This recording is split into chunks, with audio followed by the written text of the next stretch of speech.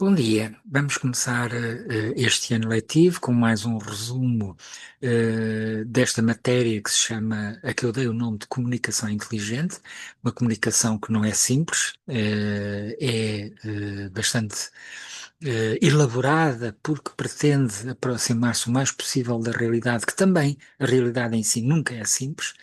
E então vamos ao resumo da nossa aula, e eu vou começar por fazer uma revisão das ideias principais da última aula, que já foi há bastante tempo, e portanto vamos fazer aqui um apanhado dessas ideias. Primeira ideia é que todo o comportamento, e não apenas a fala, é comunicação.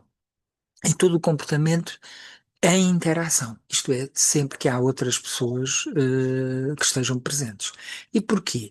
Porque todos os comportamentos humanos se enquadram, como vimos na aula passada, em três categorias.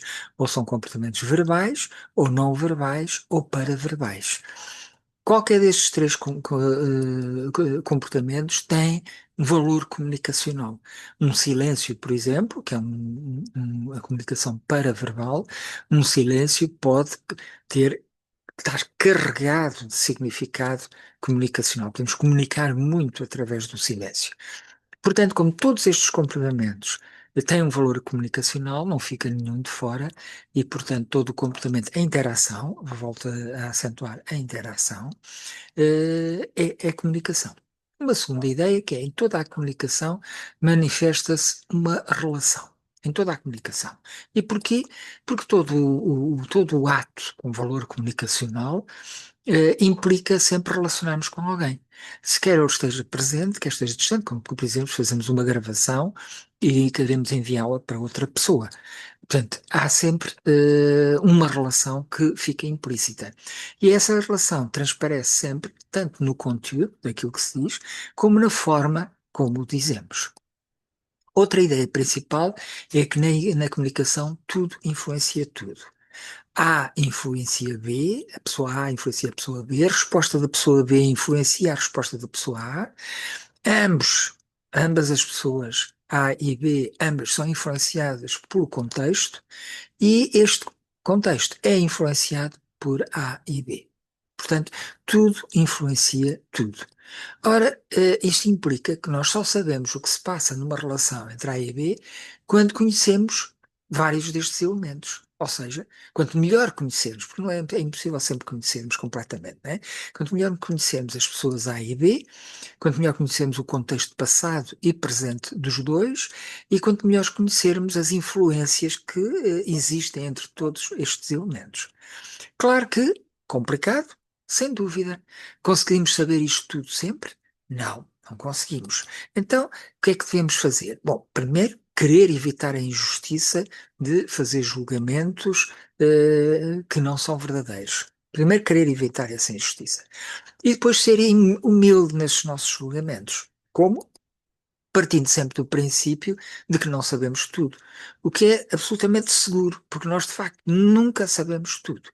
E portanto, se partimos desse princípio e deixarmos a curiosidade crescer dentro de nós, que aliás a curiosidade é uma daquelas emoções que nos mantêm jovens, portanto não é sempre tudo a favor da positividade, nós vamos aproximando o mais possível desse conhecimento para saber do que se passa numa relação. Ou para julgar comportamentos. Lembram-se deste exemplo?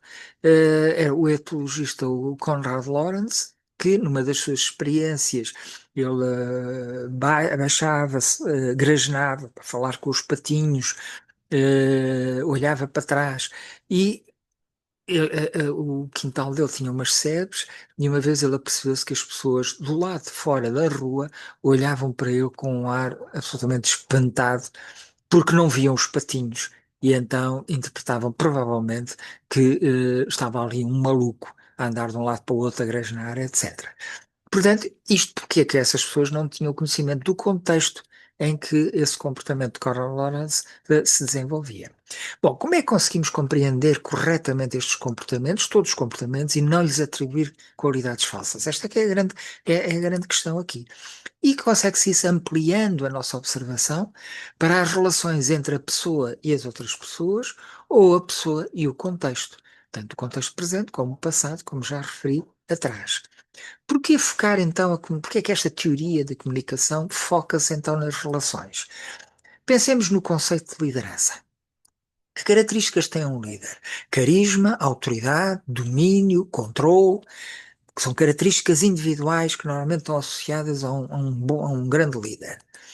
Então, como explicar que aquele que é líder no trabalho se torna uma vítima em casa? Porque existem exemplos disso. Um exemplo muito famoso foi a Margarida Marante. Margarida Marante era uma entrevistadora de quem muitos políticos tinham terror de ser entrevistados por ela, recusavam-se a ser entrevistados por ela, e, infelizmente, na sua vida privada, foi durante muitos anos vítima de violência doméstica. E, portanto, isto acontece. Nós vamos desenvolver mais esta questão da liderança para explicar porque é que esta teoria se foca nas relações e não tanto nestas características individuais. Desejo-vos um bom fim de semana, e até para a semana, onde iremos tratar de mais uma crónica de Lídia Jorge, a crónica, a Ópera das Crianças. E, portanto, bom fim de semana, uma boa semana e até lá. Então, e obrigado mais uma vez.